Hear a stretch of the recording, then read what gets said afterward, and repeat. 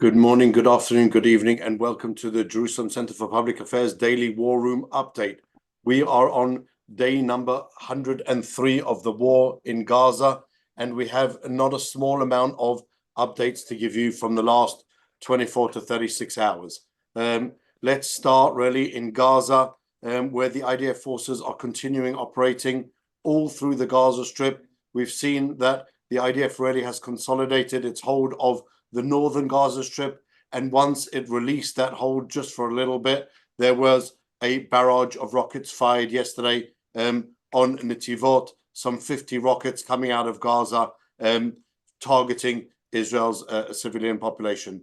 In the south, the Israeli forces are continuing to operate in Khan Yunis, in Nusirat, in Deir el-Balach, all of that southern area, moving towards Rafah, moving towards the border with Egypt, and really conducting quite intensive, almost hand-to-hand operations there.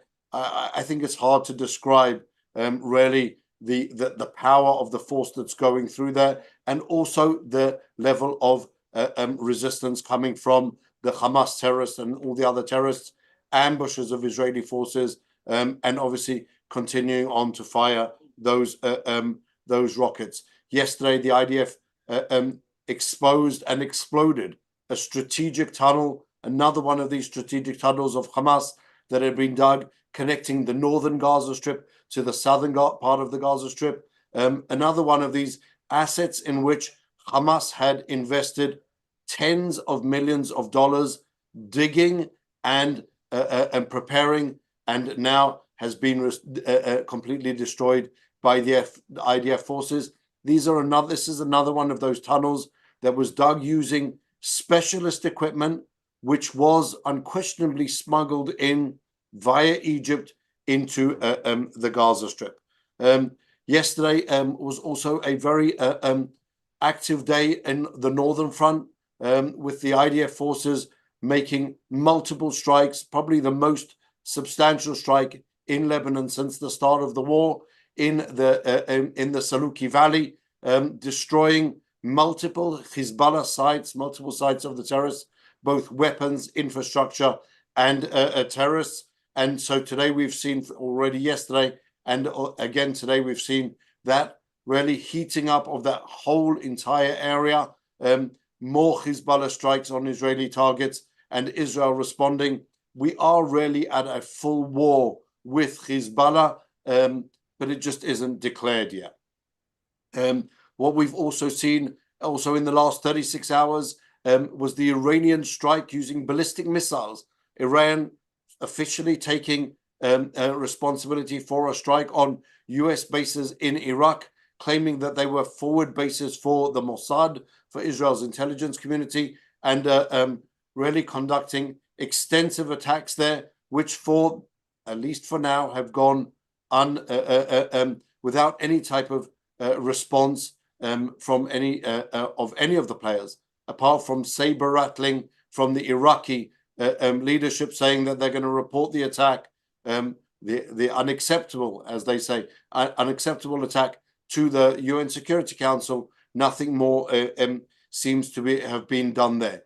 At the same time, the IGRC, the Iranian Revolutionary Guards, are sending and have sent one of their senior generals to Yemen to make sure, with a group of advisors, to make sure that the Houthis are capable of continuing on their fight also against Israel. Yesterday, attacking a Greek ship off the coast of Yemen, traveling up into towards the Red Sea. That's another one of those developments. And at the same time today, probably the most substantial update from Judea and Samaria was the attack and on the leader of the Al-Aqsa Martyr Brigades, Abdullah Abu Shalal, who was planning an imminent big attack, as the IDF forces called it. That's really a critical update for two reasons. Firstly, because Abdullah Abu Shalal was in contact with and was funded by Iran as well. And at the same time, he was a leading member of the Al-Aqsa Martyr Brigades. The Al-Aqsa Martyr Brigades is the terror group that is part of Fatah. Fatah is the organization headed by Mahmoud Abbas, the head of the PA. So we have a PA-headed terror cell active in Shechem, in Nablus, that is being funded by the Iranians, and it was really stopped and neutralized as it was about to carry out a big imminent terror attack.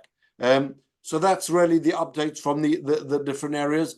Today with my colleague and veteran analyst Yoni Ben Menachem, journalist, analyst, so many titles that Yoni has, just an expert on really everything that's going on. Today we're going to discuss this 3.5 month overview, 100 days into the war. Where are we? What are we doing? So here's just a few snippets on the way.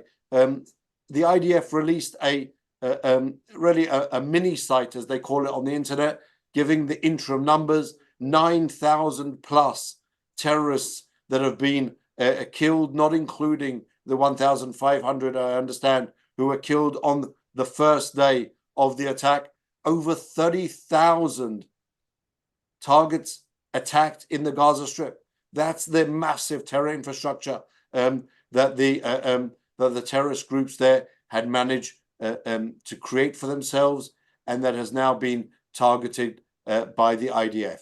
Unfortunately, we have lost also over 200 soldiers just since the ground movements in the Gaza Strip, and unfortunately that number carries on growing every day. So Yoni, give us an overview on that background of what's going on really. Where are we after 3.5 months? How is Hamas still standing on its legs?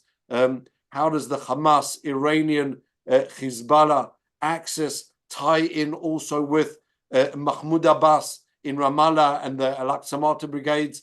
All of that terror axis working together with the Houthis, with the Iranians pulling all of the strings. Well, actually, after 3 months or more than 100 days of the fighting in Gaza, it is obvious that Israel is not fighting only against Hamas in Gaza. It is fighting also against the Iranian axis, the Iranian affiliates, the axis of evil, and on several fronts, as you mentioned, not only in Gaza, also in south of Lebanon, against Hezbollah, also in the West Bank, against the Islamic Jihad, Fatah, Hamas, all backed by Iran, and also against the Houthis who are attacking us actually in Yemen. And as a result for that, I think this might be a good development for Israel. Now the world understands that the Houthis are not only threatening Israel, they are threatening also the international navigation in the Red Sea. So the United States set up a coalition, an international coalition against the Houthis. But this we will discuss later. What is important is that the IDF continues the war in Gaza in spite of the international pressure that is put on Israel, and also the American criticism about human casualties among the Palestinians and the lack of enough humanitarian aid and other complaints that they have. But Israel continues with the war. I think this is the most important thing. The Israeli main objectives for the war that were stated or were decided by the war cabinet has not changed. And this is, just remind our viewers, this is to topple Hamas regime in Gaza and destroy all the military infrastructure of Hamas. And the second goal is releasing the Israeli hostages held by Hamas. So far, there are 136 hostages held by Hamas. They are being held in the tunnels under the ground in Khan Yunis area, very close to where the military leadership of the military wing of Hamas is hiding, and they are using the hostages as human shields so that the IDF will not target them. So far, Israel has not been able to achieve fully all the goals of this military operation or the war, whatever you want to call it. There is some success thanks to the military pressure that more than 100 prisoners were released from captivity, thanks to the military pressure of Israel on Hamas, but there are still, as I said, 136 hostages being held by Hamas. And also Israel did not achieve the goal of toppling the regime of Hamas. The main problem that now is becoming more clear to the IDF, and I think it was not clear before the war, and there was not enough intelligence in the hands of the Israeli intelligence about what is really happening as far as the military power of Hamas. The main obstacle to achieve the victory or the goals of the war is the big complex of tunnels that was built by Hamas underground for the last 15 years. It is a very planned complex of tunnels. According to the estimations, it's between 500 to 700 kilometers underground. There are strategic tunnels that allow the terrorists to move underground, even with vehicles, because the tunnels are so wide. And this is a big challenge for the Israeli army to deal with it, because this is something unique. I don't think that we ever even saw such tunnels in the Vietnam War. And the army has to deal with it, and the army is slowly learning through the fighting how to try and deal with this big issue. And this is the main problem that is preventing Israel for achieving its goals. The other problem is that Israel is not used to fighting this guerrilla war. It is true that the Israeli army had the success in dismantling the battalions of Hamas and the brigades of Hamas in the north of Gaza and in the center of Gaza. Now they're working on it, and also in Khan Yunis. But the problem is that after you dismantle these battalions, they split into small squads which are hiding in tunnel shafts, and you have to relocate them and kill them. So this is something that Israel did not expect. This is why it is taking so long. And as for the north of Gaza, as you mentioned in your opening, Israel actually had the understandings with the United States that after 3 months of the fighting, it will lower the military activity in Gaza and will move to the third phase of the fighting, which is actually committing raids on terrorist groups based on the accurate intelligence information. But apparently this is something very complicated that Israel did not anticipate, because if we take, for instance, the north of Gaza, Israel, the IDF pulled one division from the north of Gaza as it was promised to the Americans, and immediately we saw launching of rockets from the north of Gaza, because there are still squads of terrorists that are just waiting for the IDF to withdraw, and then they go to the hidings, pull out the rockets, and fire the rockets towards Israel. So Israel has to find a solution for this problem.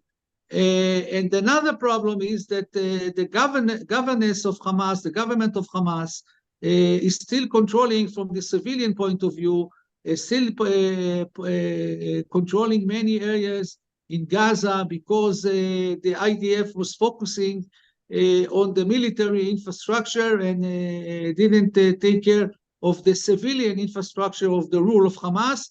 And I think that this is something also that the army will now pay attention to because there is local police of Hamas that still operates, for instance, in the north of Gaza.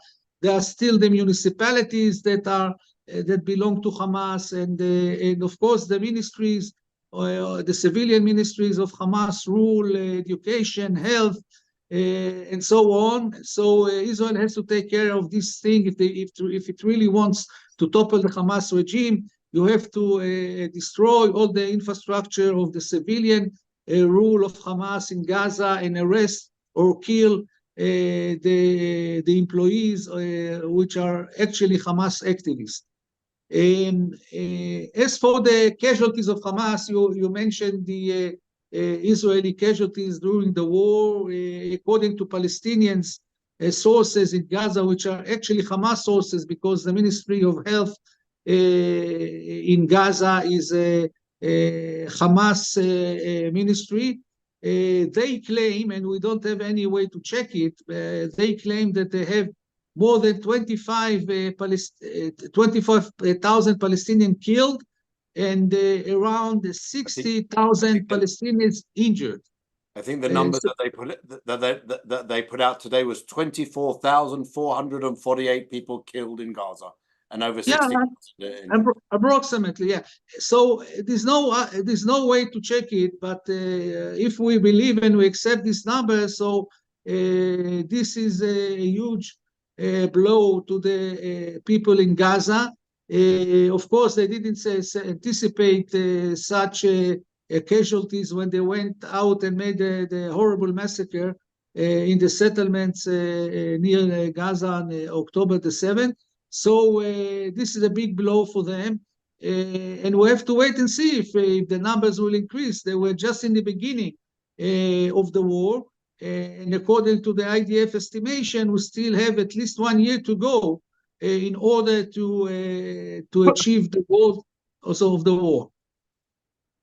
So on that subject, Yoni, I think we need to discuss just a little bit the idea of how long the war is continuing on and put that, I think, into context. Whilst I think there is a lot of pressure to try and get this war over quickly, as it were, I think it has to be understood that Hamas has been building this terror infrastructure now for 18 years since it took control of the Gaza Strip. Already in 2006, really, 7 complete control, and really that whole infrastructure has been built over time. We've seen it developing time after time after time. The IDF really released a video yesterday describing how after each cycle of violence, as they were called, after 2007-8 Operation Cast Lead, then again in 2012, and then again in 2014, how after every single one of these cycles of violence,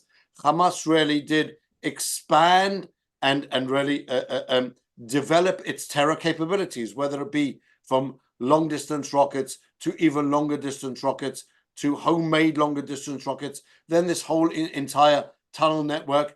And I think that it's placed everywhere, all around the Gaza Strip, in schools, in mosques, in hospitals, really using every site possible. And is it really reasonable to demand that Israel, within this short period of time, 3.5 months is not a long period of time. I'm sure that for some, obviously, the hostages and their families, this is an eternity, and we understand that. But from a military point of view, this isn't a long period of time, and it would be, I think, unreasonable to expect that the IDF forces would have been able to completely clean out the Gaza Strip from this Hamas stranglehold. Is that something which... You're absolutely right, and I think that what Israeli people lack is patience, because this was obvious, and the military and the political echelon, they said it in the beginning of the war, that this is going to be a difficult war and will take a long time because of the strong power of Hamas. and dismantling this military infrastructure will take time. And there are not even enough explosive for the IDF to blow up the tunnels. They will have to import now explosive from abroad in order to fulfill this mission of destroying the tunnels that have been already occupied by the IDF. So we need patience. And also, also I have to say, even though I'm a journalist, the Israeli media is exaggerating in the way they describe what is going on in the war. Some of the analysts try to portray it as a failure of the IDF. You cannot say whether it's a success or a failure because we're just at the beginning of the war. And I think that the Israel army is a very good army. And we saw its capabilities, and we saw how the fighters are fighting on the ground and killing the terrorists. And I think the performance of the IDF is better than all the armies in the world. I want to see other armies going into such a difficult terrain, fighting thousands of terrorists who are hiding in tunnels. This is something that never happened in the wars, not only in Israel, but all over the world. This is a very difficult military task. So the IDF will have to overcome it. We need patience. We advance slowly, but if we will be determined, in the end, we will reach our goals. We have to be determined. That idea of really understanding the nature of the fighting in Gaza is, I think, critical for both for our audience to understand and for the rest of the world. It's not only fighting in this urban area, but also specifically in areas that have been dug not only above ground, but also underground. And that's really what gives this whole war this different dimension of complexity, together with the terrorists hiding themselves and really embedding themselves in the civilian population, where the descriptions that we've heard from IDF forces that the terrorists would move around obviously freely. They don't wear uniforms, they wear civilian clothes, and then hide their weapons in the entrances to houses. They would see them coming along, and then as they walk into the openings of the houses, they quickly drag out their weapons, and then that brings on the firefights. Fighting that type of an urban warfare is unbelievably difficult. But one of the things that seems to strike me, Yoni, is that in the areas that the IDF hasn't yet fully moved into Rafah, even into certain areas of Khan Yunis, what we're seeing on the streets there, at least from the pictures that are coming out, they're not depicting this area of complete chaos. There seems to be not a small amount of law and order, of regular life going on, albeit of people living in ad hoc means. It seems to show that Hamas still has quite a substantial presence and a forceful presence there. Yes, that's what I said, that the IDF did not take care of the civilian infrastructure of Hamas. The civilian affairs, the civilian infrastructure of the ministries, of the municipalities, they are all controlled by Hamas, and Israel has to also handle this issue. Another thing is that Hamas is sure, because of the huge international pressure on Israel to stop the war, and because it is holding the abductees, Hamas is sure that he has a winning card in its hand, and he can force Israel to stop the war. This is why they feel so confident. And also the people of Gaza, they are not convinced that Israel is determined really to topple the Hamas regime. They think that in 2-3 weeks, the international pressure on Israel will increase, and then Israel will have to withdraw, and then Hamas will remain in power. So it's very important that there will be a very clear policy of Israel to continue this war, and the war cabinet will take the necessary decision to adopt to the new situation on the ground. in order the IDF to continue with all its force to occupy all of Gaza. So this is why it's very important that the IDF will move also to the south of Gaza and occupy the Rafah area and the Philadelphia corridor. If the army will do that, this will be a clear indication for the Palestinians that Israel means business and to topple the Hamas regime. Occupying Rafah and the Philadelphia corridor will complete the surrounding of Gaza from all sides. It will be surrounded by the IDF, and then the IDF can work slowly but surely to dismantle the military infrastructure of Hamas. So this is very important to advance to the next stage, which is occupying Rafah and Philadelphia corridor. I mean, that within the descriptions and the information put out by the IDF, it also described the fact that 2 brigade commanders of Hamas had been killed, some 19 battalion commanders, over 50 company commanders. Really, that military infrastructure of Hamas does seem to have taken quite a strong hit. But if you're saying that the civilian infrastructure remains intact, then it means that we're not really going to be able to achieve any of the goals of the war, because the terrorists and their commanders can be regrown, as it were. But without destroying that civilian infrastructure, that means that Hamas will always have that stronghold over the Gaza Strip and that ability to then retake its position as a governing force there. That's something which I think is important for people to understand. Switching maybe a little bit to Judan Samara, Yoni, there also we've seen Hamas is the same Hamas there. It's the same terrorists. It's the same Palestinian Islamic Jihad. There we've seen IDF forces also operating and arresting over 2,700 people just in the last 3 months, over half of them Hamas activists and Hamas terrorists.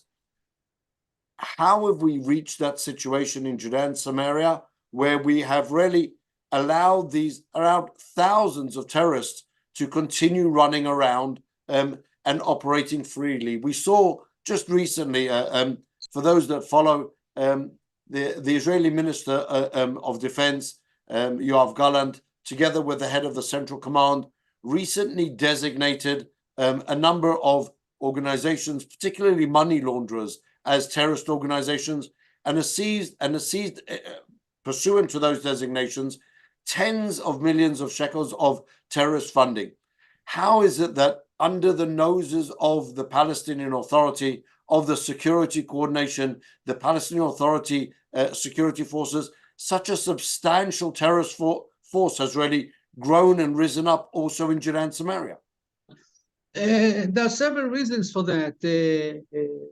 First of all is the Palestinian Authority. They are in charge of the Area A in the West Bank, in Judea and Samaria.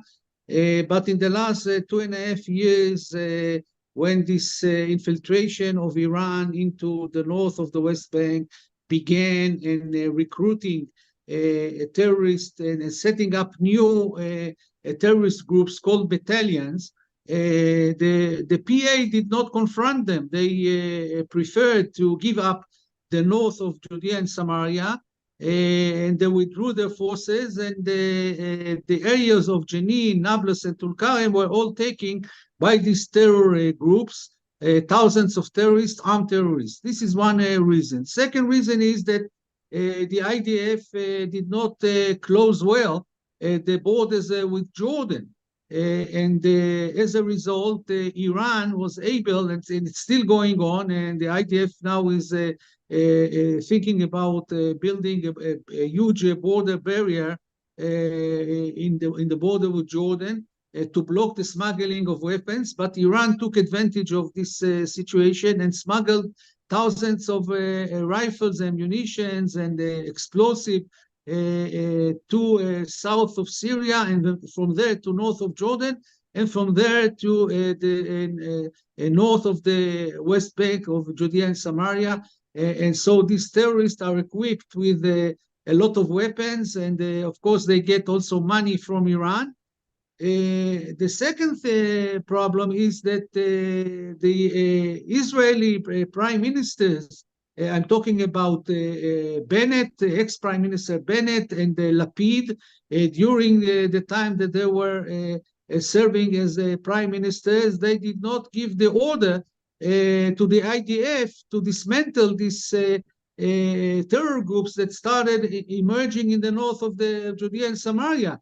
And they grew up and developed and gained a lot of momentum. But Bennett and Lapid were under American pressure from the Biden administration not to confront these terror groups.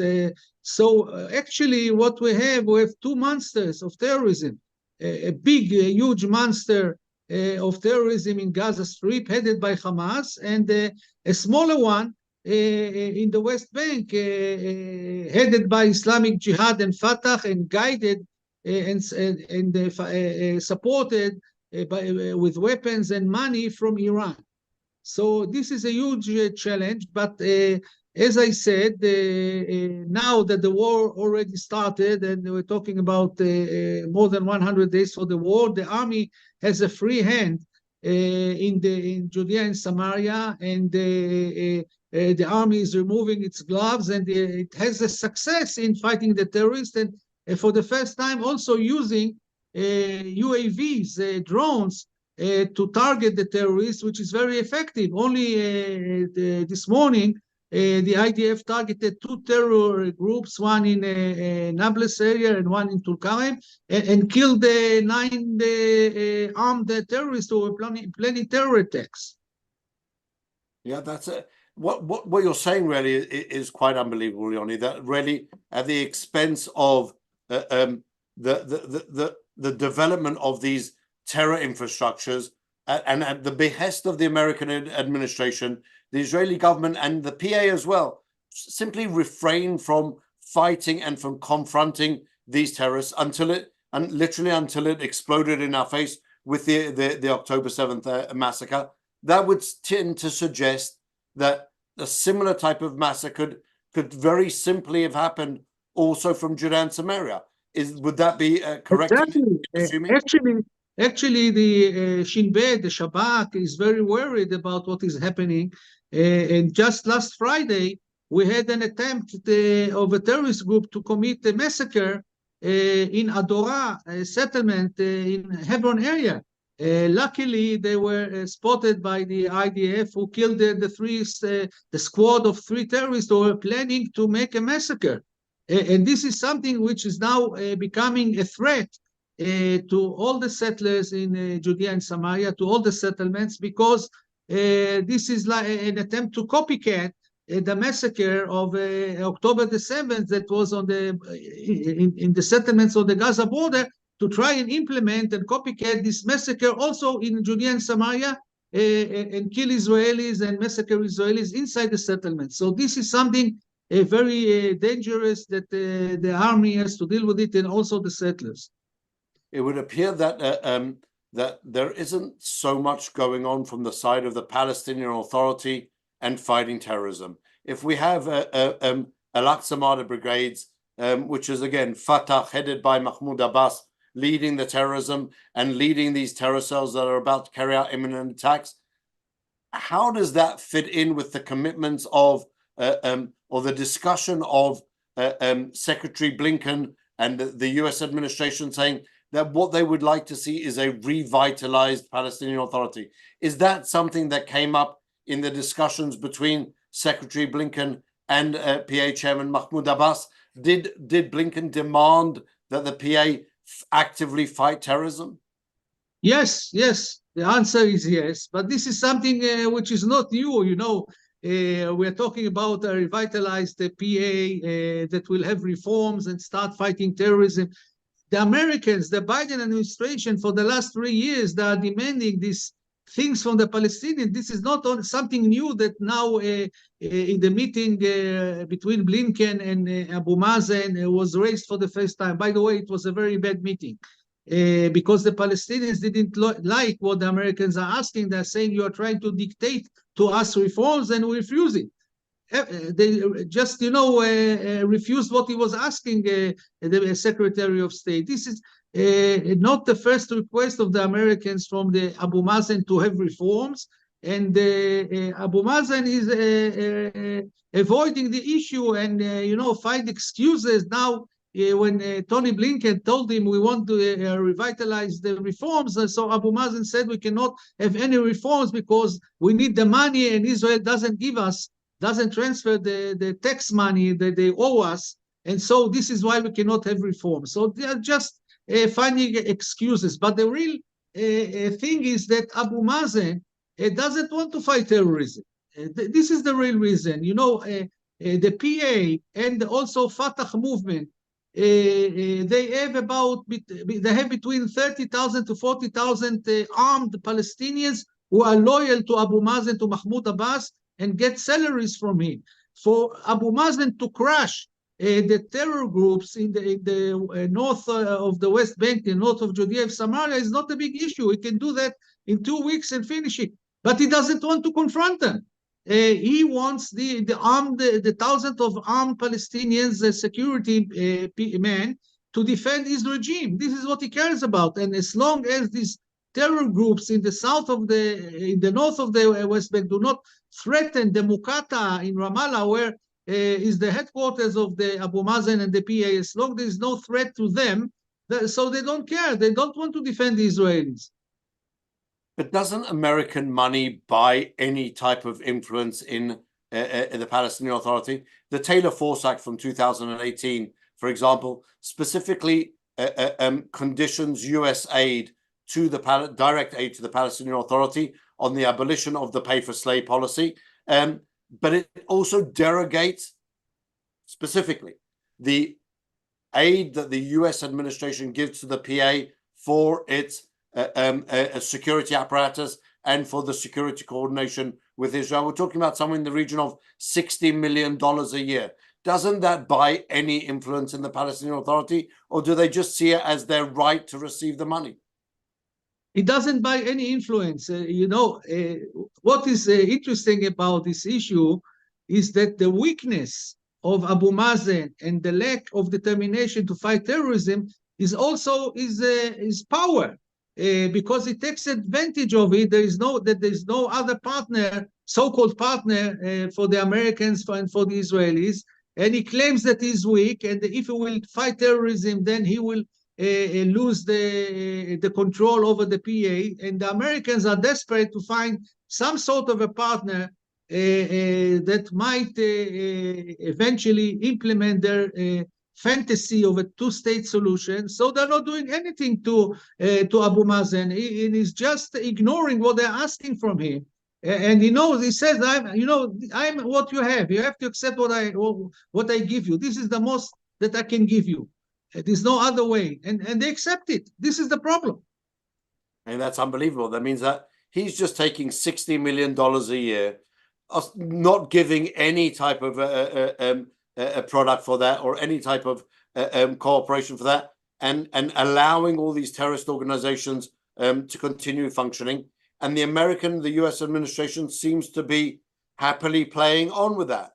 So, but that brings us also into the complexities of Israel's government. Yesterday, we saw the Israeli Ministry of Defense also calling for some type of agreement to be reached on transferring the money to the Palestinian Authority. What are we talking about there? From my understanding, Israel has already shown its willingness and transferred hundreds of millions of shekels, hundreds of millions of dollars even, to the Palestinian Authority, and the Palestinian Authority refused the transfer. What's going on there?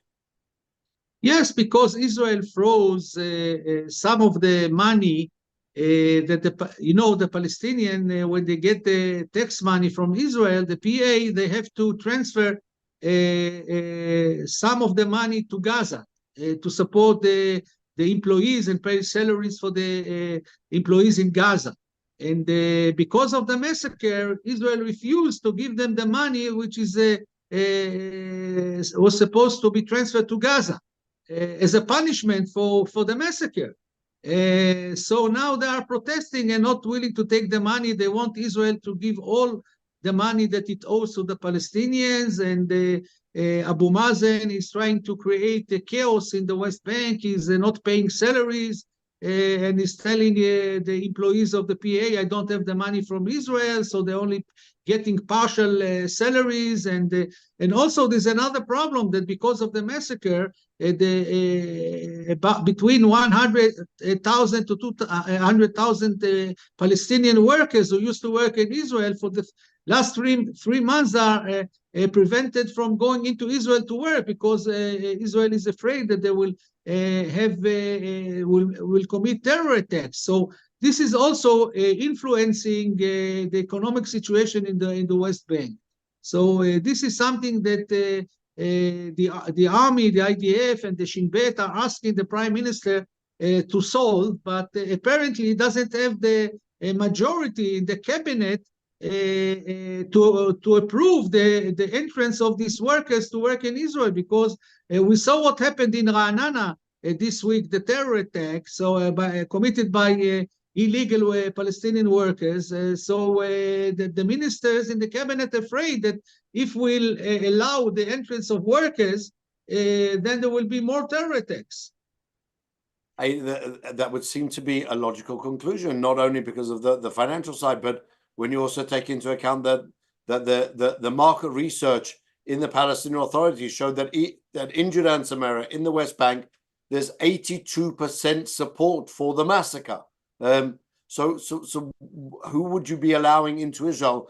Probably out of every 10 people who are allowed into work, 8 out of them would be people who support the massacre of October 7. So I can understand the difficulties that decision would possibly entail, but I still don't understand the idea of providing the PA with any more money whatsoever. At the moment, they're using their money to continue on with the pay for slave program, to continue on inciting violence. Why would anyone in Israel even consider giving them more money when really the money that they're receiving they're not using for any type of good whatsoever?